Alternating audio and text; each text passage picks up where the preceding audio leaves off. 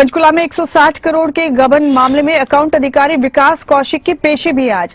Anti corruption bureau की remand खत्म होने के बाद आज कोर्ट में पेशी होगी विकास कौशिक की। पंचकुला कोर्ट में विकास की सुनवाई होगी और इस पूरे मामले का मास्टरमाइंड विकास कौशिक को ही बताया जा रहा है। तो करोड़ों रुपए के गबन मामले की जांच लगातार जारी है। ये बड़ा मामला हरियाणा से सामने आया। हमारे स्टेट हेड जितेंद्र चौधरी मेरे साथ बने हुए मुसलसल। जितेंद्र, आज विकास कौशिक की कोर्ट में पेशी है। एसीबी की रिमांड खत्म हो चुकी है और सूत्रों के मुताबिक विकास कौशिक ही मास्टरमाइंड है इस पूरे मामले का।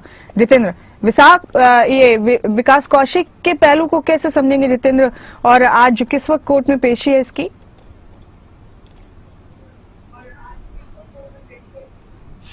देखिए, बिल्कुल विकास कौशिक ये मामला कोटक महिंद्रा बैंक से जुड़ा हुआ है, पंचकुला निगम घोटाले को लेकर के, क्योंकि आईडीएफसी बैंक जो है वो चंडीगढ़ की शाखा है। वहां अधिकांश पैसा जो है वो हरियाणा पंचायत विभाग का था। वो एक अलग मामला है। दूसरा मामला हूबहू इसी तरीके का पंचकुला नगर निगम के अंदर जो है इस आईडीएफसी बैंक के खुलासे के बाद, घोटाले के बाद जो है वो देखने के लिए मिला।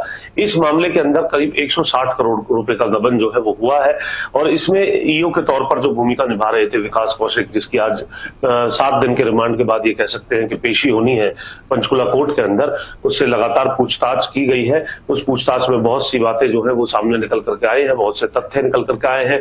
मनी ट्रेल की पूरी जानकारी ली गई है, कौन कौन उनके साथ बैंक से शामिल था, कौन बाहर के लोग जो है शामिल थे, कौन बिल्डर्स जो है शामिल थे। इसकी पूरी जानकारी जो है वो विकास कौशिक से ले ली गई है। एंटी करप्शन ब्यूरो के पास इसकी पूरी जानकारी जो है वो आ चुकी है और कुछ जानकारी अगर रहती होगी तो रिमांड बढ़ाने की जो है मांग की जाएगी। नहीं तो विकास कौशिक को हो सकता है जुडिशियल जो आगे जो है भेज दिया जाए। इस मामले की आगे जो सुनवाई है वो होती हुई नजर आए। तो इस मामले में विकास कौशिक, क्योंकि नगर निगम के अंदर बैठने वाला वो अकाउंट अधिकारी था जिसके ऊपर ये आरोप लगे हैं कि फर्जी दस्तावेज, फर्जी मोहरे, फर्जी साइन करने में इस विकास कौशिक की महत्वपूर्ण भूमिका थी। हालांकि इस भूमिका पर जांच जो है हो रही है, वो जांच के अंदर जो ये कह सकते हैं कि जब रिमांड होता है तो वहां पूरे तौर पर दूध का दूध और पानी का पानी होते हुए नजर आता है।